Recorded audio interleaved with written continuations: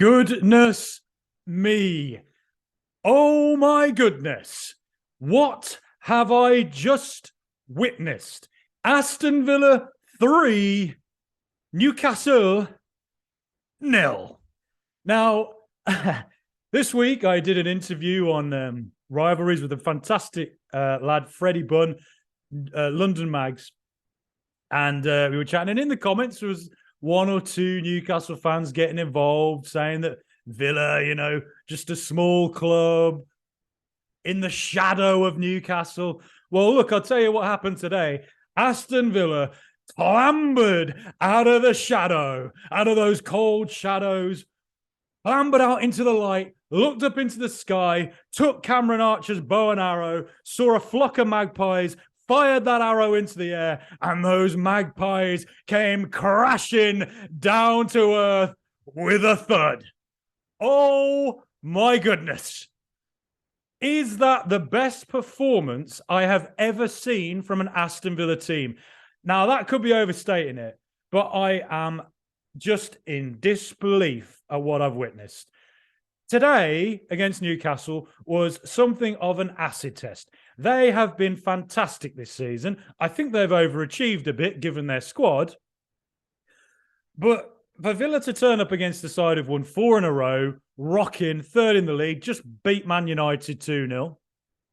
For Villa to turn up and then just play them off the park from the first second of the game right until the last second, and at no point really at all ever look under threat, and genuinely could have won 6-0, it is an absolutely astonishing display from a team that now has to be taken seriously by everybody. We've heard the word luck this week. I understand what they're getting at there, but you make your own luck sometimes in life, and Aston Villa are doing that right now. I mean, to see Villa winning 7-8, pushing to Europe, performing so well against every team we play, overcoming every obstacle that traditionally would be something that would leave Villa floundering. I feel like a polar bear in a jungle, a goat in space, as I said the other week, where I'm looking around going, what is this? Where am I? When I chant Villa are the greatest team the world has ever seen, I actually bloody mean it right now, because we look like it. Look, hey, I'm getting carried away, but after 15 years of frustration and irritation at how Villa have constantly underperformed and been looked down on as a club who don't belong in competing in Europe anymore, well, I'm going to take this moment to enjoy it, because I just am. It was a fantastic performance from the first second of the game. Did we expose Newcastle a bit? Did we maybe expose that they ain't all that? Because we outplayed them all over the park? Possibly. It'd be interesting to see how they react to this loss now. And it's worth remembering they have the best defence in the league. Before today, they had conceded just 21 goals all season and only lost 3 times. Liverpool twice, Man City once. And Villa have just gone and beaten them, battered them, outclassed them 3-0. I mean, wow. From the first minute, when Jacob Ramsey got that ball out left and sent the ball into Ollie Watkins, who then hit the post, you knew something was up, right? You knew Villa were up for it. And Jacob Ramsey was one of the players who set the scene right from the first second. Every time he got the ball in a tight spot, he'd do a bit of skill, get away, make the right pass. Ollie Watkins, 11 goals in 12 now. Gareth Southgate was watching that today. And if he turns around and they say to him, so what did you think of the game today? Well, I thought Jacob Murphy looked all right for Newcastle. I thought Trippier was decent. Yeah, honestly, if Ollie Watkins ain't getting picked now for England, we might as well just give up and go home. I'll write a harshly worded letter to the FA myself, because not only Ollie Watkins today, Gareth Southgate might as well just go ahead and pick Ezri Konsa, Tyrone Mings, particularly Tyrone Mings. Might as well pick Ashley Young at right back. I know I'm being emotional and over the top here, but bloody hell, We've just witnessed an outstanding performance. And this might be the best I've ever seen an Aston Villa play consistently ever. And I'm thinking right back to when I first started supporting Villa in the 1992-3 season when we finished second in the Premier League. It's just amazing. Ollie Watkins was unplayable. 1 goal disallowed. 2 great saves from Nick Pope off him. 2 really good goals that he scored. You know, back to goal, whacking it in for his 3rd. And the first goal, that assist from Watkins, Ashley Young with the ball, rolling back the ears, Ollie Watkins jumping so high and at that awkward angle to be able to just head it down, have the wherewithal to know that Jacob Ramsey's standing right there, to have that wherewithal to head it down, and then for Ramsey to finish it like he did. The assist from Watkins was supreme. And you give ratings out of 10. I can only go up to 11 for Watkins. It has to be an 11 out of 10 performance. You know, if you knew Southgate was in the building today, I don't know what more the guy could have done. The only player who has scored as many goals as him since the World Cup is Erling bloody Haaland, who, by the way, is probably sitting in a darkened room right now, looking off into the distance with a 1,000-yard stare, thinking, well, we ain't winning the Premier League next season because Hurricane Villa's coming. I jest slightly. You know, we've been talking about how brilliant Rashford's been. Watkins has 1 more goal than him now since the World Cup. He's got 1 more goal than Harry Kane. The job Emery's done to get everything out of these players, to get the absolute best out of these players, including, you know, John McGinn, again, supreme today. How smart was it of Professor Unai to stick John McGinn out on the right so that he can just hassle big Dan Burn all day? And Dan Burn hated it. A 6'5" Englishman playing against a 5'8" Scottish guy. I mean, that's just a dream for McGinn, who, again, today, every time he got into a tight spot, he'd keep it. Every player in a tight situation today looked like they knew what to do. They knew where their teammates were. There was no panic at all. I mean, and, you know, when I spoke to Freddie earlier this week in the Rivalries episode, I said I thought Villa, from what I've watched of Villa, just off the old eye test, that down the left-hand side is where Villa look quite threatening at the moment, right? And I noticed it against Crystal Palace when I went to the game a few weeks ago.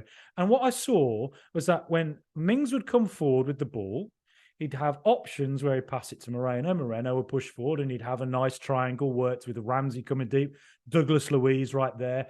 And then Moreno would get to the byline, pull it back. And today, that came to life. It was like a plant that's been watered and it's been growing and growing, and suddenly it burst out. So Jack and the bloody beanstalk. And Moreno today in attack was supremely good. Sometimes he gets beaten. Sometimes you think, okay, he's got beat there. You worry, you think, oh, hang on, does that mean the opposition team can get in? But you take it as the trade-off for what he offers going forward. He was signed for 13 million bloody quid. What a smart signing that's been. He just does the job, you know. And getting forward today, from the first 5 minutes, you could see that Newcastle could not handle him. They couldn't handle him at all. His pullbacks were superb, and he gets the assist for Ollie Watkins that he well deserved. And he was unlucky not to get a supreme assist for Ollie Watkins, who was just marginally offside. You know, that through ball from Moreno. He plays like a left midfielder, essentially, and it's disrupting opposition teams. I don't think anybody yet has worked out what to do about this. And it's what Unai Emery did at Villarreal as well on that left-hand side. Jack and the bloody beanstalk. I want to write poetry. I'm going to walk to Australia. I'm so elated. I'm going to go on a big night out, and you know, if there's any Villa fans out tonight, let me know where you are. Just drop me a message in the comments. Subscribe, please. If you subscribe to this channel, you love Unai Emery. That's what I say. Like and comment and all that. But I mean, who else? Buendia. You know, again, backing into players, winning every 50-50. And you know what happened as well? I think Newcastle went to Villa today thinking, we can perhaps physically bully them, right? We can lay the smack down on them physically because they ain't too big. Well, putting Dendoncker in centre midfield was a master stroke again. A big physical unit. Joelinton couldn't assert himself. Bruno Guimaraes, probably Newcastle's best player outside Isak, I guess, could not influence the game, couldn't impact it at all. Villa constantly hassled him. And the one moment in the game, the one moment Guimaraes was able to do anything was when he got away from his man in centre midfielder in the second half, sent a ball out to the right-hand side where Trippier finally had a bit of space. Trippier sends it into Almiron, and you're thinking, hang on, 2-1 Newcastle here, because it was 2-0 at the time to Villa. They're going to pull one back, and it's going to be a tough 10 minutes. And instead, Tyrone Mings throws himself in front of the ball like the hero, Ty the God of Thunder that he is, the Marvel superhero that he is, and blocks it. Every single player was just so motivated from the first second. And it felt like maybe they'd heard, the commentary that there has been in the last week that Villa have only played teams that are out of form in the bottom half. And, they're coming up now in an acid test against a side who are now in form, who have had a brilliant season. A team who you think Villa and Newcastle are two teams that could disrupt the top six the way they're playing right now. The traditional top six of the last 10 years, I guess. And all of them set out to make the statement, and they did it. You think of all the things that have disrupted Villa before. You think of Villa playing Watford last season. Watford, who were a bunch of jabronis, the worst team in the league, useless. And Villa lost 1-0 to them. Thanks, Steven Gerrard. Good tactical work there, mate. And we played Nottingham Forest last week, and you're thinking that's the kind of team that Villa have a banana skin against after a good result the week before. And instead, we just swap them aside. You're just confident that Villa's going to do the business. And then today, the acid test, a team that's really in form, you're thinking again, this is the kind of game in the past that Villa would turn up, maybe would play well for 15 minutes, maybe have a chance you'd wish they'd scored, but then the other team starts to assert themselves, and it's the same old frustration. Today, didn't happen. We started well for the first 15 minutes. We got a goal. We should have made it 2-0 first half. You're thinking, hang on, have we let Newcastle back in here because they're going to make some tactical changes second half? But the thing was, that didn't happen. And, they go to Wilson comes on. It was at 1-0 at this time. Wilson comes on. It worked for them against Brentford last week. He's the kind of player you're thinking, he's the type of striker who scores against Villa, isn't he? They bring Almiron on, who's in good form, or has been in good form this season. And instead, what happened was, yes, they disrupted us, I think, for a couple of minutes. And there was a good ball from Isak. Fantastic save from Martinez, who did make a couple of big saves today off Isak. But Villa didn't allow it to disrupt them. And in fact, what happened was Newcastle suddenly looked more open. And we took advantage of it. All that space, we just took advantage of it. My phone is just ringing off the hook off Villa fans losing their mind. And not just Villa fans, opposition fans. Opposition fans messaging me going, what is going on at Villa? Well, I'll tell you what's going on.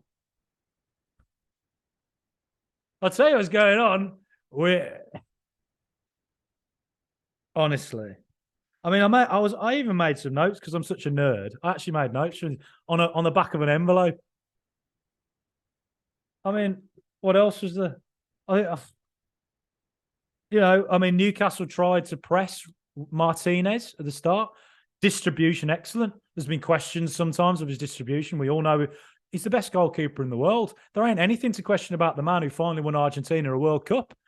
Lionel Messi has an altar to Emi Martinez in his house, probably. And after today, probably he's building one to Emi Buendia as we speak. I mean, even changing ends it may have been Newcastle who changed ends. Forest did it last week. Villa did it again early after, Man United did it against us. And in every occasion, we've taken advantage of the fact we're playing towards the Holt end at the start. Taking that excitement. And, I went to Chelsea game the other week.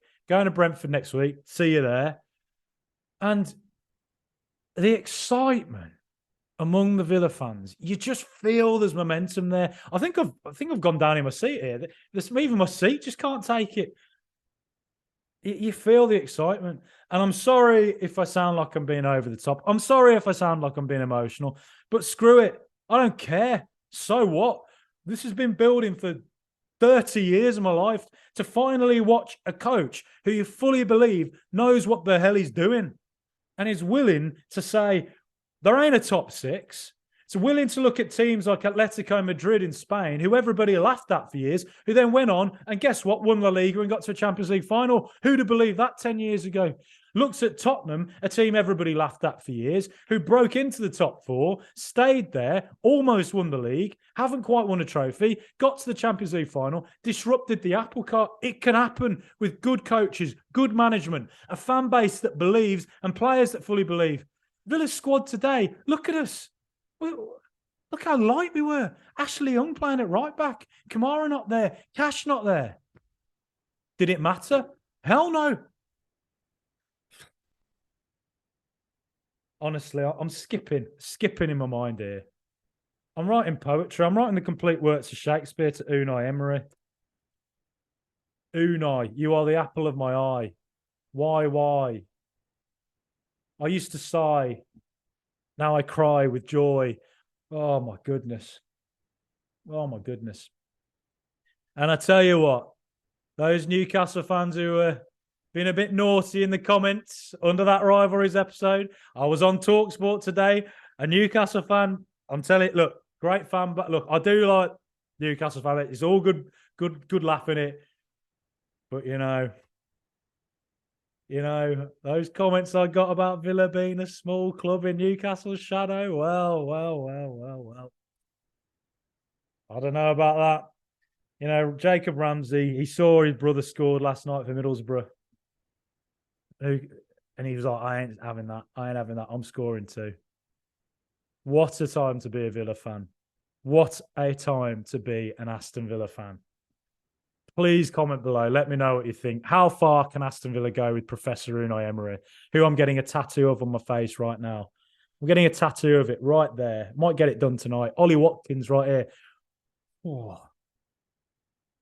Ollie Watkins right there. He is. There he is. Probably a lot of people watching this thinking, shut up, whatever. I don't care. I'm milking this for all it's worth. You never know how long this lasts. But when you look at this team, when you look at Professor Unai, when you hear that fan base, the greatest fan base in the world, would you bet against us going as far as we want to go? This summer's going to be interesting. Where are we going to finish this season? Wow. Up the Villa forever. Thank you very much for watching it. And if you made it all the way through, please subscribe. Please spread the word. I love doing this and I love meeting everybody. Meeting the Villa fans has been fantastic, fellow Villa fans. I just love it because we're all going through the same thing. We've all seen the lows. It wasn't long ago we were losing 11 games in a row, getting relegated. The most pathetic team that ever lived in that season. And look at us now. Who would have believed that? Unbelievable. Thank you very much, Professor Unai Emery. Thank you, Ollie Watkins. Thank you to all the team. And there's still so far to go this season. There's still so much further we can go. What a time to be a Villa fan. Up the Villa!